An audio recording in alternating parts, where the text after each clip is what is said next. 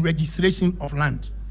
Now, in 2008, I led a team of lawyers which passed through Parliament a legislation called the Lands Commission Act 2008, Act 767.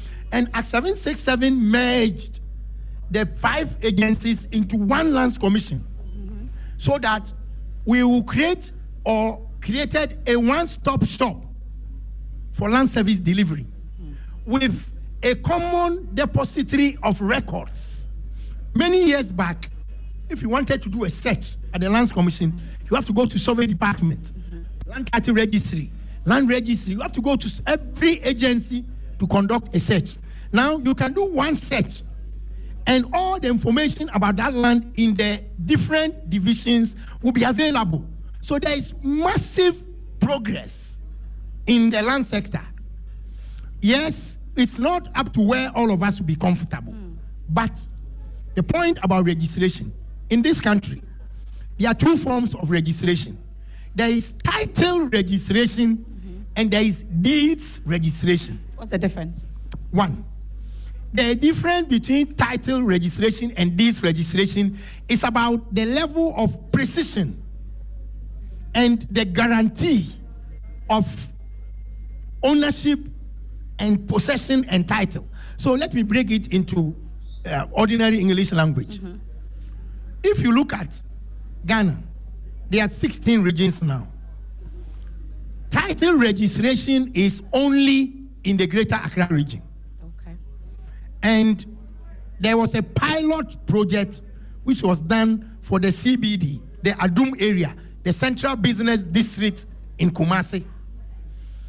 And then there was another pilot project which was done around Winneba and Senya, and the project that we worked on, the Land Administration Project. The rest of the country is deeds registration. Now, what title registration does is, an area will be declared as a registration district, as a title district. And then the survey department will conduct a cadastral survey. They will survey all the parcels in that area to precision. When that is done, they will go through a process and make sure that the person they are going to register as the proprietor is indeed the proprietor. Okay. It means that they will test the document you have and make sure that it's not going to be a kind of fraud, or a person can give you land which doesn't belong to that person. Okay. So the main difference is that title gives you more assurance of security than the deeds. Because for the deeds, you can just take the document to the Lands Commission. They are not registering your title. They are recording the instrument you have brought. Okay. They are just putting it in their record that MFA is the registered proprietor of this land. With a certificate? Without a certificate. Okay. They will just give you a copy of your document after it has been registered. Okay. Nobody gives you a certificate. But for the title registry, they are expected to give you a certificate which by the law gives you a state guaranteed title. The title that you get from the registration of title process is under our law indefeasible. But lawyer, how is it that at every point in time, I'm sure many will bear me witness, the cadastral register, the barcoding, signing, even at the point where you have to sign, at every point you have to pay, not less than 1,000 cedis. At every point in time you pay. How much really am I supposed to pay? All the way to the title. All the payments that you are talking about, were you given a receipt? No, they say you it can't means get that you are not receipts. supposed to pay. If the Republic... But if I don't pay, I won't get it. So you see, now you are going back to the point that we started with. I wasn't part of your debate on whether you buy a house or you buy. If I, Kwame Jan, I want to get land, I can get the land because it's me. I wouldn't have the issue that some of the people would have. Okay. But to be very honest, if I have a client, for you to go get your individual plot, I would rather go to a housing estate person who has gone through the hassle Say that again and louder, please. That hustle, the housing entity, all these guys whose names and logos appear here, they have more capacity to be able to engage my services to help them disentangle the land from all the issues. That single, if, for example, you came to my office, that you have gone to buy one plot of land at Dodoa, so you want my services, you won't get. Because it's too small. Because how much am I going to charge you for that one plot? But the real estate company that comes, I have 20,000 acres. Wow. I will go and deal with the 20,000 acres and take out the troubles. So he would have 20,000 acres without trouble or minimal trouble. Go to him. So buying a house, people, you've won. Maybe a round of applause for yourselves. Because otherwise, you would go to Dodowa and get your one plot. You will go to Amrahia. You will go to Doyum and get your one plot. You will be saddled with litigation on day one when you show up on the land. And you'll be in litigation for the rest of your life. I have seen this. I have practiced law. This year is my 35th year. Congratulations. So I have a fair idea of what will happen to you. Thank you for giving us free advice without paying. But I have some questions also. Let's bring in our audience in this. I'll come to the audience at the Accra International Conference Center for your questions as well. But via WhatsApp, the numbers are 054-010-6466. We'll take your questions all the way to Sunday. Lawyer Kwame is available to give you answers as and when we get it. This one says, great discussion. Please, how can one identify whether a land is a stew land or clan land or vested land? MFA, you remember the point I made about dealing with land as if you are getting tomatoes. There are people who have spent their life studying these things. They earn a living practicing it. And there are people who think lawyers should be used as if they are fire brigade people. When you use lawyers, their services, like fire brigade, by the time the fire brigade people get to your house on fire, there will be no water inside the tender. Talk to a lawyer. Seek legal advice as to whether it is stew land or clan or family or vested. This is not something you can see with your naked eyes. Is it not a long process, expensive, tedious? Go to a lawyer. Set up time. Go to a lawyer. How much? In fact, me like this, for something like this, I won't even deal you. I'll just look at you and tell you where the land is. Oh, okay. I'll give you an example. You know, Lizzie's Sports Complex in East Legon. The person who built it had been sold that land by some people from Nungwa. But the location of Lizzie Sports Complex, I had a court judgment and a judgment plan in my office. The case was Nikote Amli, the third, head of Klana Kota, versus Rebecca Kufuor, which declared that that area, Bawaleshi and Otele, belong to Klana of La. So I knew that that area is Klana. Some people had gone to sell the land to the gentleman and had given him the name New Nungwa. He had paid in full. He brought me the documents to register. I looked at him and I said, look, Chief, that area cannot be for Nungwa. It's Bawaleshi and Otele, it's La Klana.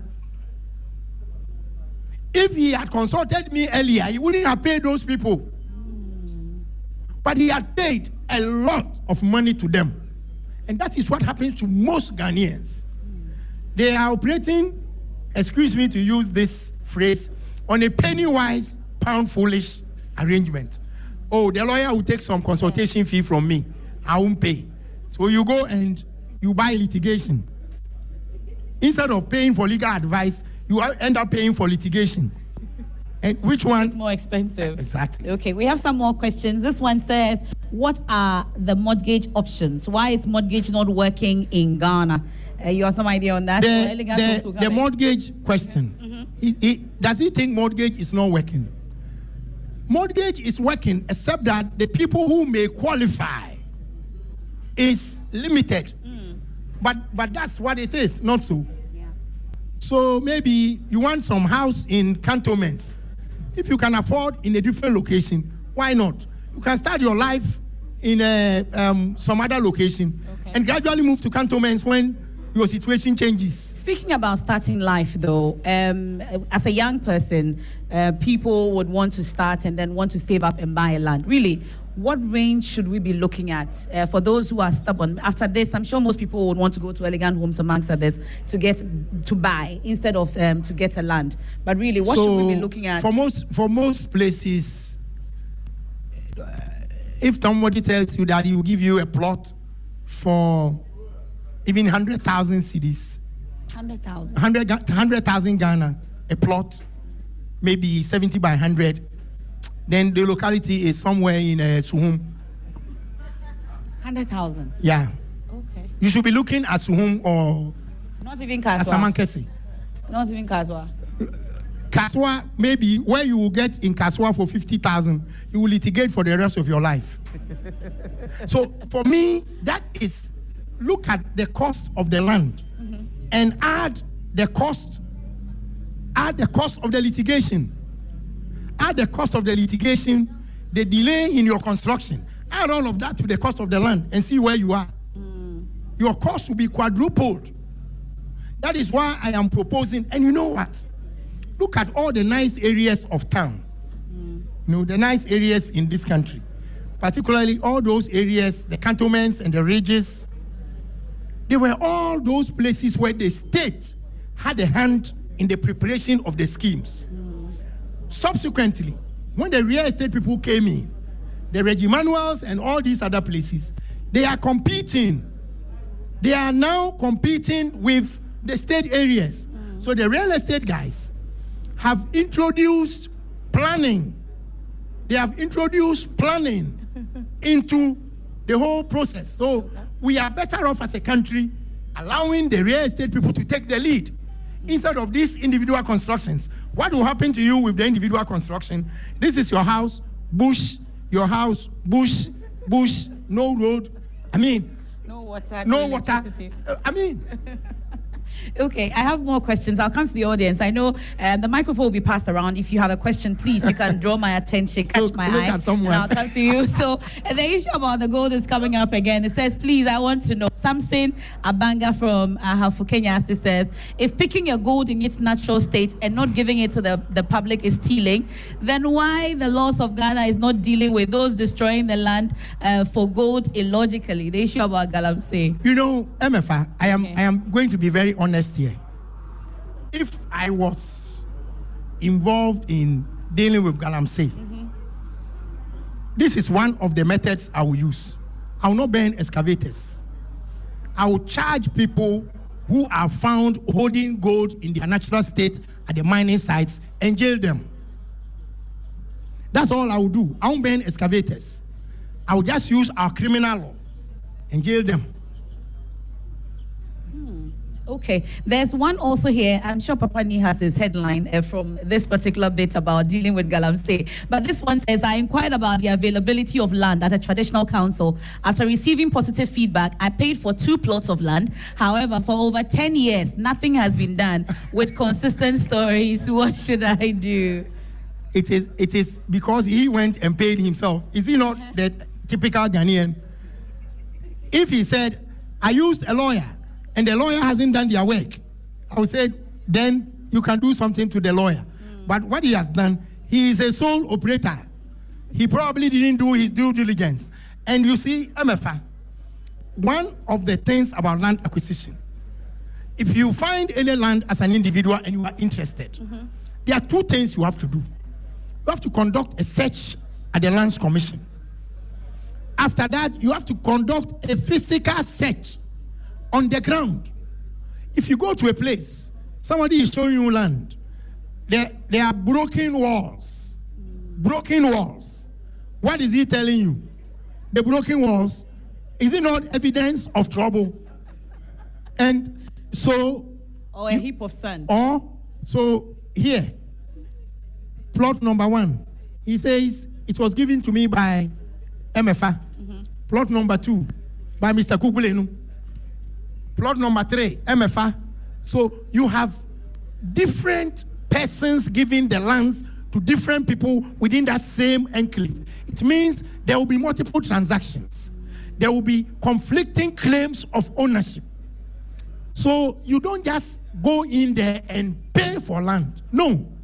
If a document search at the Lands Commission and a physical search on the ground, and then if you want to be certain, go to the assembly as well. If it is a stool land area, go to the customary land secretariat of that stool. They have some records. So the whole process is one of the buyer must beware, which in the Latin we say caveat emptor. Okay, you've heard it. Let the buyer beware. So, buyer, are you here? Beware. Do we have any questions from the audience? If you can catch my eye, then we can quickly take your questions. Then we can. Okay, great. Gentleman there, please. Right there, behind Elegant Homes. Right there. DBS. I know you're from DBS. Your name briefly. Good evening. My name is James with DBS Industries Limited. I wanted to find out from a lawyer what's the lease period on land in Ghana? And my second question has to do with, can a foreigner buy land in Ghana? If yes, what are the conditions and the procedures looks like? Thank you. Thank you. Okay, MFA. In this country, we don't have a particular piece of legislation which determines how long or the tenure of leases. A lease is an agreement between two persons relating to land, which gives one of the persons what we call exclusive possession for a duration, which is either certain or capable of being made certain. It is a contract. So a lease is primarily a contract. Those of you who are familiar with NTSC versus entry, a lease is a contract. So a real estate person or a seller, a vendor, can tell you, I am giving the land to you for 70 years, for 50 years, for 30 years, 99 years. It is a contract. It is not determined by the state. Then, foreigners and land. Our constitution, Article 266, says no person who is not a citizen of Ghana can hold a freehold interest in land in this country. A freehold interest, a freehold. A freehold interest is a grant of land. So I give you land. It has an indefinite duration and it is potentially perpetual. So a freehold does not have a termination date. It's not a leasehold. A leasehold has a commencement date and a termination date. But a freehold has a commencement date, but not a termination date. Okay. A foreigner cannot hold a freehold in any land in this country. Now, if you look at the same constitution, in Article 266(4), a foreigner can hold a lease for only 50 years at one time. So if you are a real estate company and somebody comes to you and he is not a Ghanaian, you cannot even give them 50 plus 1 day of lease. You can't do it because under our law, a non-citizen can hold a lease maximum 50 years at one time. It means you can give that Nigerian 50 years subject to renewal for another 50 years. But you are not allowed to give a leasehold interest for more than 50 years at one time.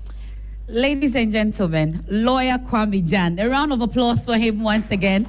He's on standby. He has promised that he will still take your questions till the end of the fair and beyond. He's very accessible, very available. But at this point, I'd like to invite, I think we should give him a standing ovation at this point. Let's give him a standing ovation. Let's give lawyer Kwame Jan a standing ovation. Yes, thank you so much. And then it was a trap. Now that he's standing, I'd like to invite the head of marketing and sales for Multimedia Group Limited, Mr. Masfuga, to join him, and let's declare the fair officially open. So I trapped you. Please. Let's welcome Mr. Masfuga, please. Yeah.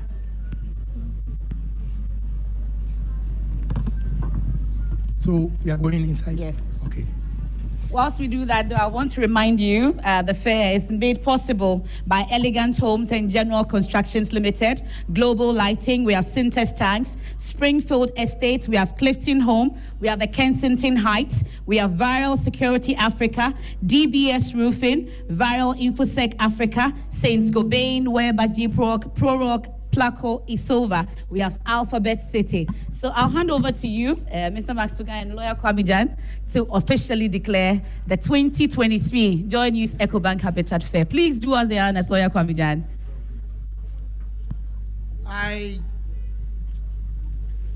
To start with, I want to acknowledge all of you present. I want to express profound gratitude to Joy FM for this platform to share ideas with our own Ghanaians. I decided to come for this program, and I told MFA that I had to cancel 5 hours of teaching today to be able to come here. I'll make up for my students. So on behalf of my learned brother, on behalf of MFA and all of us, I will take this opportunity to declare this project. I will call it a project because it's been on and on. This is the 14th edition of the Ecobank Joy FM Habitat Fair. I thought you'll be clapping for that. I will, supported by my brother, declare this day and this fair duly opened. Hooray! Thank you so much. So the 2023 14th edition of the Ecobank JoyNews Habitat Fair officially opened. We'll now go in and visit a few stalls, and then you can still be with us on JoyNews, on Joy 99.7 FM, myjoyonline.com, all our social media platforms. It's live at the Accra International Conference Center. Do make your way here. All the way to Sunday is the JoyNews Ecobank Habitat Fair, powered by Cities and Habitat. Please make your way here to the Accra International Conference Center. And the JoyNews Ecobank Habitat Fair for this year, 2023, is made possible by Elegant Homes and General Constructions Limited, where quality meets value. Global Lighting, your solution to quality lighting. Synthes Tanks, a strong, a tough. Springfield Estates, where dreams are built. Clifton Home, beautiful homes, wise investments. We have the Kensington Heights, Airport City, Kumasi by HDG Homes Limited, a new benchmark in luxury living in Kumasi. We have the Virtual Security Africa, complete security solution. DBS Roofing, your roof expert. We have Virtual Infosec Africa, security solutions by design. Saints Gobain, Weber G Prorock, Placo Isilva, making the world a better home. Alphabet City, the ABC of home, sweet home. So at this point, I'd like to invite you all, together with the General Manager, Joy Brands, Fifi Kumsen, will enter and then visit some of the stalls at the Accra International Conference Center 2023, 14th edition of the JoyNews Ecobank Habitat Fair.